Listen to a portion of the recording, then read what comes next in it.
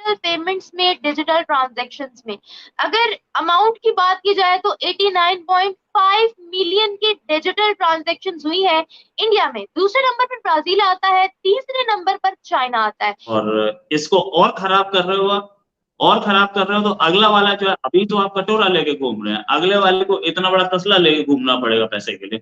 आटा, चावल, घी, तेल, हर हम्म, चीज वाफर मिकदार में इनके गोदामों में पड़ी हुई है। हम्म। अब अगला 9 मई जब होगा तो लोग जो है इन गोदामों पे हमले करेंगे। डिजिटल जो ट्रांजैक्शन है उसके अंदर बहुत ज्यादा आगे जा रहा है। तो क्योंकि इंडियन से हमारी जब भी बात होती थी तो इस बारे में हमें थोड़ा सा बताते भी थे कि इंडिया जो है इस वक्त इसमें लीडिंग जो है वो पोजीशन में है। मुझे आगे से कुछ कहा नहीं। नहीं, इसमें कहने की क्या बात है। गलती इंसान से ही होती है, गलती सबसे हो सकती है, कोई बड़ी बात नहीं है। पाकिस्तानी फौज के सिपाही भी सख्त परेशान है क्योंकि पीछे पैसे नहीं है। पैसे हैं तो अनाज नहीं है, अनाज है तो पकाने के लिए पानी नहीं है।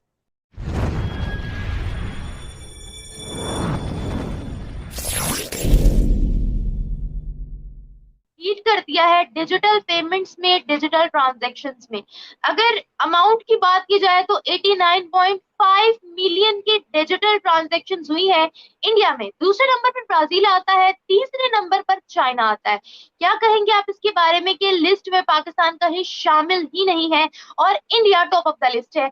आप क्या कहना चाहते हैं? जी बिल्कुल, इस चीज़ का तो हमें पहले से ही इदराक था, पता था हमें कि इंडिया जो है डिजिटल जो ट्रांज़ैक्शन है उसके अंदर बहुत ज़्यादा आगे जा रहा है। तो क्योंकि इंडियन से हमारी जब भी बात होती थी तो इस बारे में हमें थोड़ा-सा बताते भी थे कि इंडिया जो है इस वक्त इसमें लीडिंग जो है वो पोज़ीशन में है। वहाँ पर तो बताते हैं कि जी वहाँ पर जो आपको मैं बताऊँ कि मेरी एक इंडियन से बात हो रही थी तो वो मुझे बता रहे थे कि हमारे जो मांगने वाले जो बेगर्स हैं वो भी जब आते हैं तो उनके पास भी क्यूआर कोड होता है।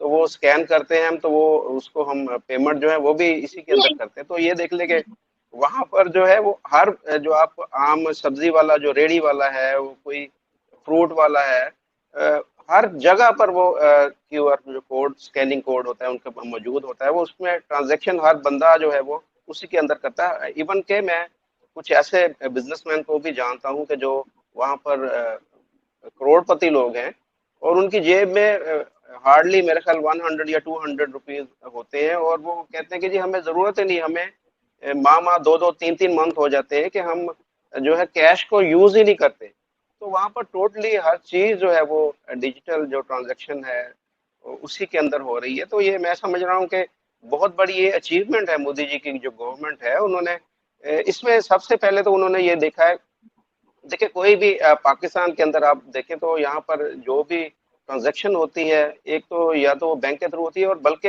यहाँ पर मैं आपको ये बताऊं कि फैसलाबाद जो पाकिस्तान का तीसरा बड़ा शहर है, यहाँ सूतर मंडी जो है एशिया की सबसे बड़ी धागे की यार्न मार्केट जो है, वहां पर तो पर्ची यूज होती है। यानी आपने पर्ची लिखी है, उसके ऊपर आप लाखों रुपए की पेमेंट जो है वो इस तरीके से करते हैं। तो वो पता ही नहीं होता किसी को कि इसने कितनी पेमेंट की, कितनी की। डिजिटल ट्रांजैक्शन जो एक ऐसी चीज है कि उसमें अगर 1 रुपया भी आपने इस्तेमाल किया है तो वो आपके रिकॉर्ड में आ जाएगा।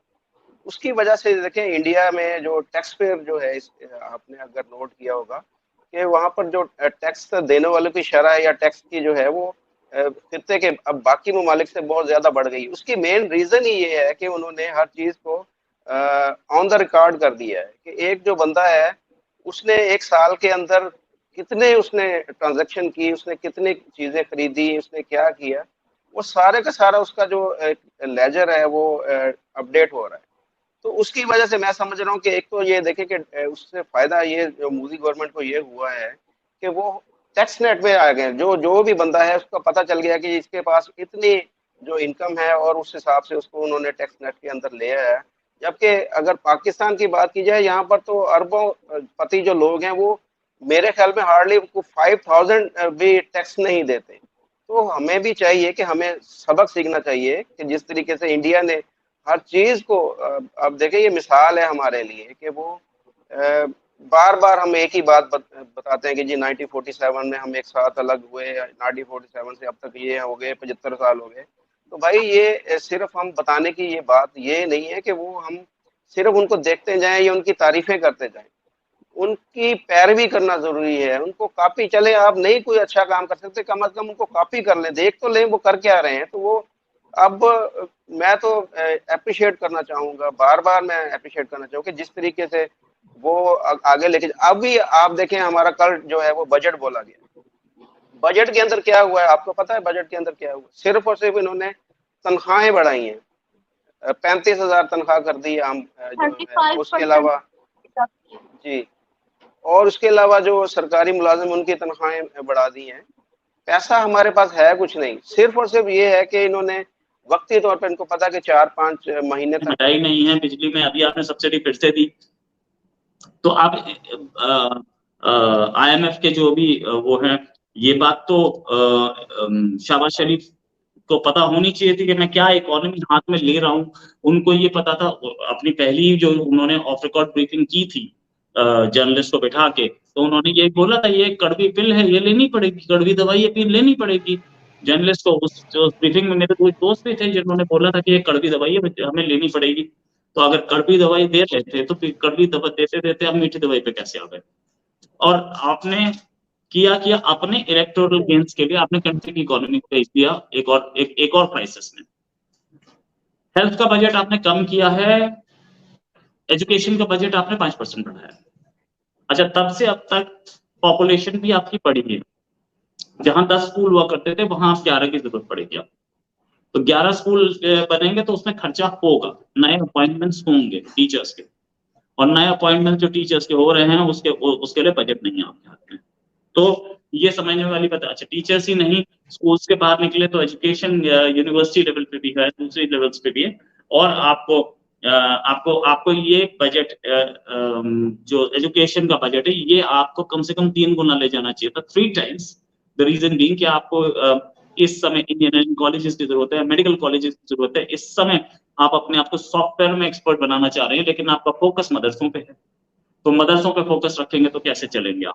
ये बात तो सही है, लेकिन ठीक है, इशाकदार जानते होंगे, शहबाज शरीफ जानते होंगे, इन्होंने कंट्री को जब कब्जे में दिया था, कंट्री को जब पिछली गवर्नमेंट को हटाया था, उस समय इनको क्या सिचुएशन, सूरत हाल नहीं पता थी, सब पता थी। ये लोग कुर्सी के पीछे भाग रहे थे, इन्होंने कुर्सी स्पेशली दी कि मैं कुर्सी पर मैं बैठूंगा, इसे हटाओ। तो हटाने के बाद भाई ऐसा तो है नहीं, कांटो भरा तक था, सबको पता था। तो इस कांटो भरे तक पे आप बैठे थे तो आप जानते थे कि क्या होगा। तो अब आप क्या कर रहे हैं, अगला जो आएगा उसके लिए एक कांटो भरा तख्त बना रहे हैं, जो कि मोस्ट लाइकली जरदारी होंगे। और इसको और खराब कर रहे हो तो अगला वाला जो है, अभी तो आप कटोरा लेके घूम रहे हैं, अगले वाले को इतना बड़ा तसला लेके घूमना पड़ेगा पैसे के लिए।